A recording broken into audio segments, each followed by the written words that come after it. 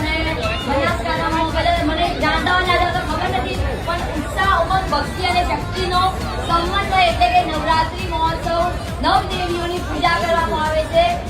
અને આ નવદેવીઓની પૂજા અર્ચના તમે કરશો ને તો માં તમારી મનોકામના જે પણ હશે ને દિલથી પૂરી કરશે.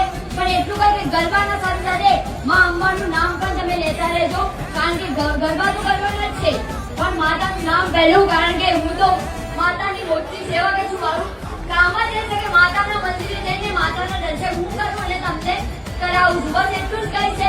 બોલ મારી એમ કહી જાય છે કે માં અંબા તમારી જે પણ મનોકામના હોય આજે દિલથી પ્રાર્થના કરી તમારા વતી હું પ્રાર્થના કરું છું કે માં તમારી બધી જ મનોકામના પૂરી કરે. જય અંબે, જય માતાજી. થેન્ક યુ સો મચ કે મને આ સ્ટેજ પર ને નવરાત્રીમાં સુરેશ અંકલ દ્વારા ઇન્વાઇટ કરવામાં આવ્યું છે. Thank you so much. જય અંબે, જય માતાજી.